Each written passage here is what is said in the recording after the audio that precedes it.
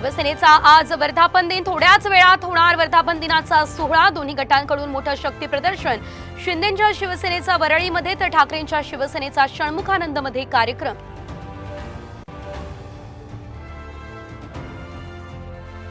जरांगे पाटलांकडून विधानसभेची तयारी। 127 मतदारसंघांची चाचपणी पूर्ण। 6 जुलैपासून करणार मराठवाड्याचा दौरा। जरांगेंची नियोजित खेळी। लक्ष्मण हाके यांचा आरोप। ओबीसी आंदोलन पेटलं। जालना टायर जाळून रास्ता रोको। अंबडमध्ये शहर बंद। बीडमध्ये देखील तलवडा फाट्याजवळ रास्ता रोको। मोदी आपल्या मतदारसंघात फिरले त्यामुळे आपल्याला फायदाच झाला। काटेवाडीतल्या सभेतून शरद पवार यांची पंतप्रधान मोदींना कोपरखळी।